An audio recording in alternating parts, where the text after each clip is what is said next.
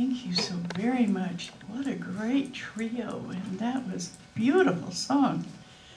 Did that get recorded? Yes. Ah, wonderful. So you can, as always, you can look at the video of Well, what we it's did. not on the video, it's on the, Oh, it's on it's the on CD. the It's on CD. the, okay. Don't listen to me. I don't know. Aren't you the speaker today? Well, Then you listen. When do we start listening? then you can listen to me. Come on, she set herself up for that one. Yeah, I sure did. Well, what happened? Stem cells are This, working. I was up late last night writing my sermon. I got up this morning still writing my sermon. And I left home and left my sermon. Oh, It's a lot like a grocery list. Yeah, it's like a grocery list. And it's a great sermon, you know. So, but those things happen to make us realize how truly human we are. You know, do you ever feel that? Oh, that's a human thing to do, you know. I doubt that the next door neighbor's dog would be feeling sorry for not having a sermon, you know. Humans do. We get into that feeling sorry sometimes for ourselves. Well, today I'm going to be talking about you, okay? Because what defines you? How many times have you thought about how you define yourself? It is so easy to think of all of the things that other people do to you. But why do they? How do other people see you? Do people see you by the amount of education you have? Have you ever met somebody and about the third sentence they say, oh, and I got my PhD? Because that to them defines who they are. Or you talk to somebody and they go, oh, did you hear about my last surgery? We're talking right now. Right now, that defines who she is. Because she's getting healthy. And this isn't saying, poor me, this is saying, root for me, because I'm getting healthy.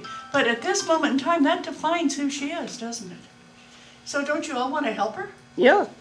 Well, so many things that we talk about that define us, we do it in a way that we think the other person can help us. But where does the definition start? It starts in you. And when you start looking at how you get defined.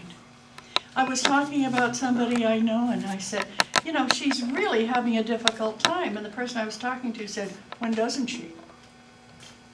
And I stopped and thought, that person has defined themselves by having trouble all the time.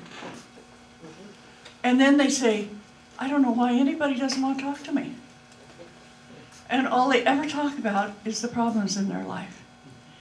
And when you think about that, what is the definition of who you are? That's your brand. That's a big word these days. My brand is. And it's you're defining yourself. It's not somebody else defining you. And as I was thinking about this, you know, you have all of these things that go through your mind. Many of you know I lost my hair very early. I was 16 when my hair, the doctor said, there's no more hair follicles there. I burned them out working in the fields. I was pretty sad I wasn't going to have any more hair because I was a blonde. And people used to call me Blondie. I love the feeling of being in the pool with my hair streaming behind me, feeling like a mermaid in the desert, you know. I like that long blonde hair. And now, every time I brushed it, there was no more. And so I thought, well, I'll take care of this. I'll wear a little pastiche, which is a little bunch of curls on the top, you know, for a while. And then I started wearing wigs. I think most of you have met me when I was wearing wigs, if you've known me for any length of time. And then I got tired of that, so I started wearing hats. And I thought, isn't that interesting? What I thought of as a disaster became my brand. It's what defines me. People say, oh, Dottie's the one with the hat. Well, our shirts. Yeah. What would Dottie do? What would Dottie Right? do? Yeah. The hat. The hat is the hat. I mean, so that defined it. And then I thought about, well, what else did I take on that defined me? And I thought about my weight. I'm always telling people, stop complaining about your weight, accept who you are. Because your weight isn't defining you, your griping's defining you.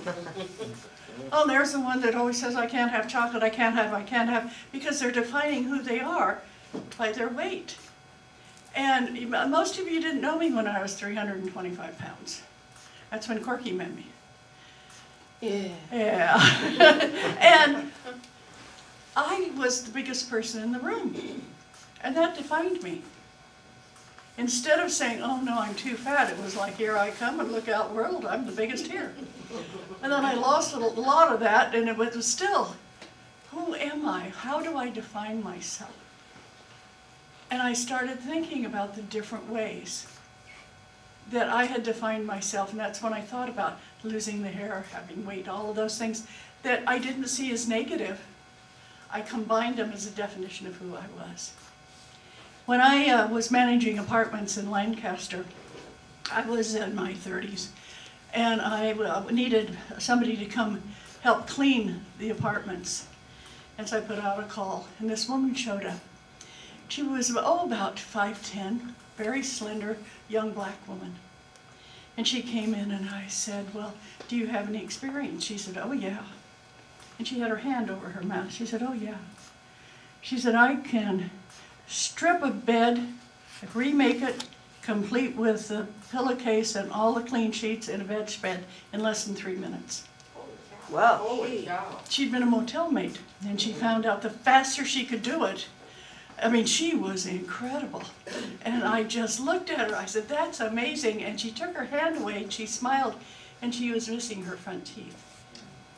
And she said, well, I don't know where, nobody's gonna wanna hire me, but I've gotta make money to get my teeth back. And I realized that defined her. She had a beautiful smile, and what happens when you lose the beautiful smile that defines you? You have to do something else. So she was telling me what she was really good at. So instead of how she looked, it was what she could do. Her name was Mabel, and she worked for me until she got enough money. I think it cost a whole $85. And at that point in time, she was making $5 an hour, so it was a long time ago. But I then started thinking of all the other people I knew and what defined them. And I have met people that defined themselves by the drugs they used, by the alcohol they consumed, by the amount of people they've had sex with. I mean, it's amazing what they tell you as if, look at me, because they want you to look at them. They want you to realize they're different, but they haven't decided for themselves that it's okay to be different. So that's what I want each one of you to do, is think about, what's the difference? What defines you? Is it your smile? Is it your hair? Is it the way you treat people? Is it the way you listen? How many of you feel if you've left a conversation and haven't had a chance to say something that it was a failure? Have you ever done that and you go, they didn't let me say anything? Well, maybe there's a good reason for that. And so you have to stop and think, am I defined by the listening I do? Or am I defined by the jokes I say? Am I defined by how I look? Because each one of you inside has a definition of who you are. How many of you define yourself as spiritual? As what? Spiritual. Oh, yeah. And how do you show it? You define yourself that way, but you don't have a label on you. There's nobody in here, and I'm looking at each one of you. You don't have a sign right here that says spiritual. Where did he go? Metaphysical. Where to go? Corky lost her sign. Yeah. And I feel like, here's your sign. Exactly. But think about that. If you define yourself as spiritual, and you're yelling at somebody, what's their definition of you? Not spiritual. Not spiritual. Right? So what does it take to let people know you're spiritual? Yes. So let's start writing them down. All right, I Here knew we that. go. You know what? To define yourself as spiritual, kindness. Giving. What else defines you as spiritual? Last week, we took them down, but last week we had 20 things of what you wanted to let go of that were negative. Let's put down today 20 things of what you can do that define you as spiritual. I missed that. Grateful. Yikes. How do you spell that? N-E-E. There's so many ways. I love the English language. Uplifting. How about loving too? Honesty, Oh, that's a good one. That came from two different places. I like to be honest integrity. with my memory. Non-judgmental. Non-judgmental. Where'd that come from? That's a great one, Jill. Caring.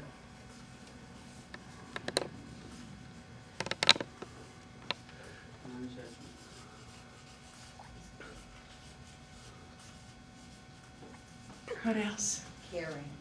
Caring? I think I got that. She got that Yeah, one. we got caring. Inspiring. Oh, inspiring. How wonderful. How about smiling? That crucial word, just went in my, popped in my head. You were in my head, Dottie. Great. Creative. Physical We need touch. creative. Physical touch. Now we're getting some tough spelling. Okay, I let's, think willingness to, willingness to Willing. step forward. yeah. Willingness How to about be energy? energy. But So I like listening. that willingness because quite often somebody will say to me, well, Dottie, you didn't ask me to help. And I said, I put out the call for people to help. Yeah, but you didn't ask me. That's not willing, is it? Do you have listening? Listening, oh, yeah. Unconditional.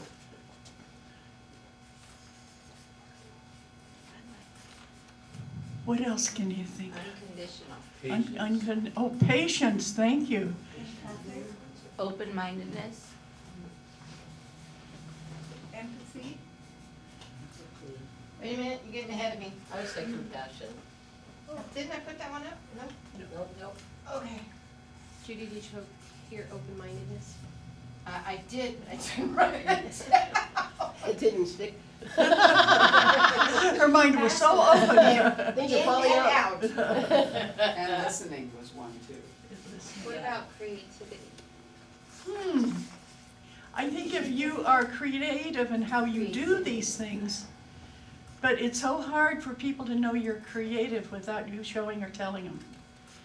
If, you know, most of these are beingness, like what Sean was talking about. This is about being. Like fun loving. I mean, Forgiveness. being willing to have fun. I'm Okay. putting this one over here because it's special. And I'm not gonna put forgiveness, I'm gonna put forgiving. Oh, good one.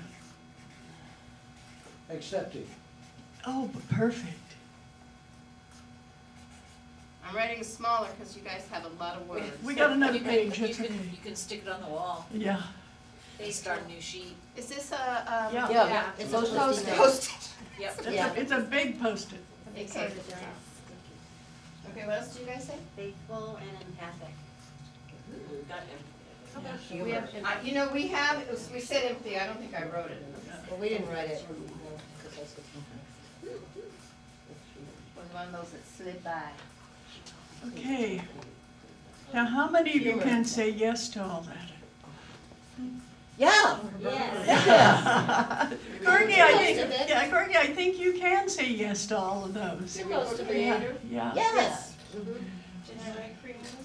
You're not afraid to make We the said, butt of the joke. you said, talk Oh, about That's funny. Right. She's getting like 5 words a second, so it's like, Yeah, right.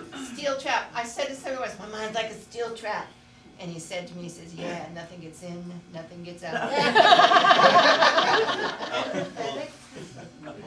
And we have empathy up there. What about? empathy is up there. Yeah. It is, right in Yeah. the middle bottom. How about sharing? Sharon? We got grateful, but how about graceful? Anything except I chocolate. like that one. No sharing. Also believing. Well, I'm off the list then. James said believing. How great is writing? Faithful, What did you just say, darling? Graceful Graceful. and believing. And how do you show these? By not falling over. right. You walk your talk. It's easy to say what you would like to be doing, but the How about- actual doing of How it. about faithful? Faithful is a good one, I like it. Let's do it. yeah. So now when somebody says, Truthful. what is a spiritual, what is a spiritual person? You have some wonderful adjectives that you can use to describe what is a spiritual person. What did I just say? Truthful. Boy, not on. Generous. Generous. Thank you. Respectful. Childlike.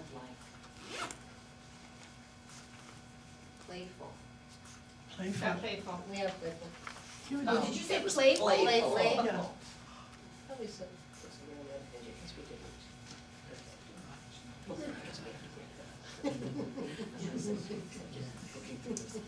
So I want you to feel all of these.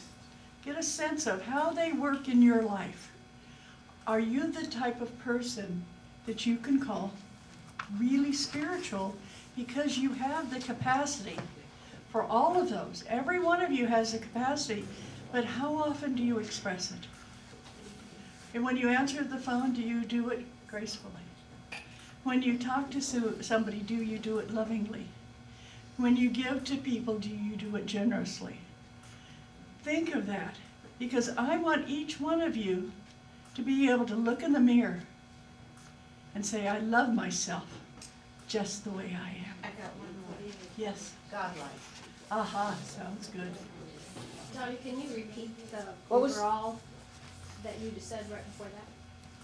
What? How we should live this? Yeah, You- take those, all of those, and incorporate them and start using them to let people know that you're spiritual.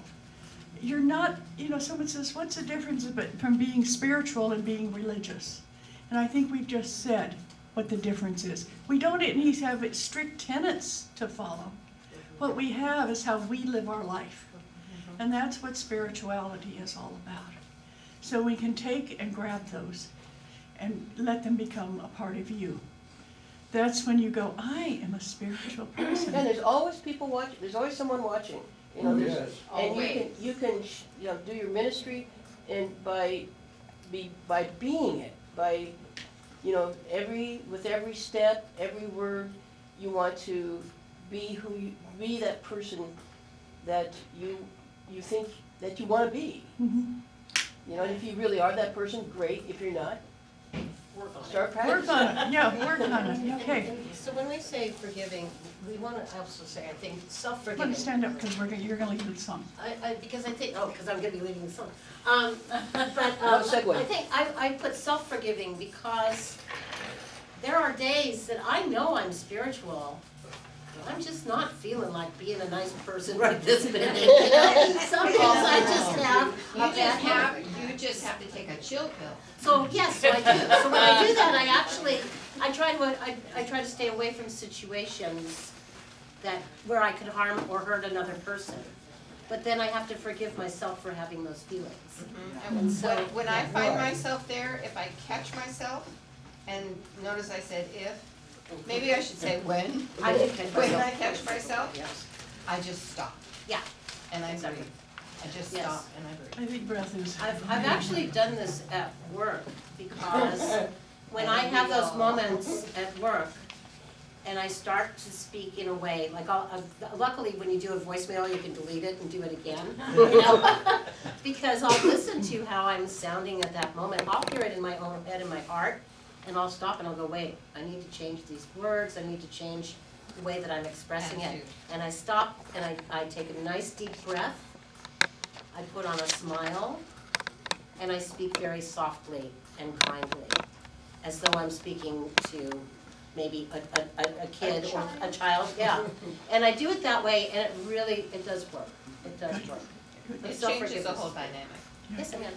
Yes, I had a couple of, I had an incident last week where I was feeling upset and stressed.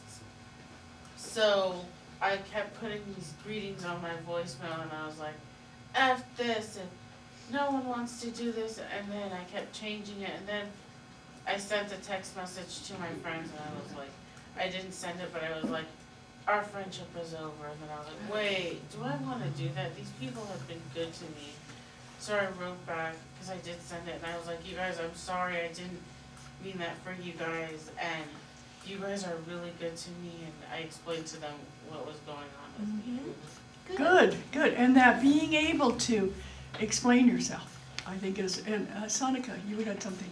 I think a really important way of being spiritual and showing your spirituality is the way you use your words Right. Yes. and the tone of voice that you use in dealing with somebody. Because even if something annoys you and so on, the tone of voice that you use with that person can really affect them. So I think that's something, I know for me that I have to watch, because if I have a tendency to get impatient with someone, I have to really watch that I'm careful with my words. Yes. Remember last week we were talking about what you think of me is none of my business? Today we're talking about what you think of yourself truly is your business. And that's, yeah. So, this is a song that you should all have a copy of this. I love myself. This long sheet right here. And this is a song that was written by Louise Hay, was sung by Alliance. And in the 1980s, when we were in the midst of the AIDS plague, young people, especially young men who had contracted AIDS, were trying to define themselves, trying to believe in themselves when they knew they were sick. And Louise Hay opened up her house in Hollywood for the Hay House. You probably have heard her by the Hay House, because it's a publishing company that Louise started. But this was called the Hayride. And men from all over, some women, would gather to be able to learn that they were still good people, to define themselves. And every time I see this, I think of that time. And that's why we have the AIDS retreat here. And this song, I don't know if Janet wants to help sing it or whoever. Now, I'd like you to follow the words, because we usually kind of shorten it. But here you can read what it says. Okay, I've got all the words, okay? And if you're ready, here we go. Okay. I love myself the way I am. There's nothing I need to change. I'll always be the perfect me. There's nothing to rearrange. I'm beautiful and capable of being the best me I can. And I love myself just the way I am. And I love you the way you are. There's nothing you need to do. When I feel the love inside myself, it's easy to love you. Behind your fears, your rage and tears, I see your shining star. And I love you just the way you are. I love the world the way it is, 'cause I can clearly see that all the things I judge are done by people just like me. So till the birth of peace on earth that only love can bring, I'll help it grow by loving everything. And I love myself the way I am, and still I want to grow. But change outside can only come when deep inside I know I'm beautiful and capable of being the best me I can. And I love myself just the way I am. How do you love yourself? I love myself just the way I am. How does that feel? Does that feel wonderful? Yeah. So thank you so much for singing. Yay! Because you don't realize you're singing to me. It's so great to feel all that energy and all that love. This talk will be continued next week.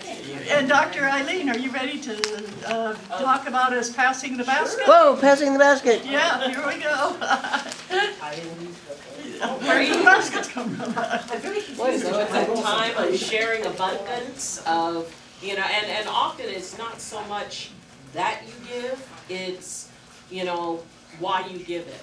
Because it makes you feel good, because it's support.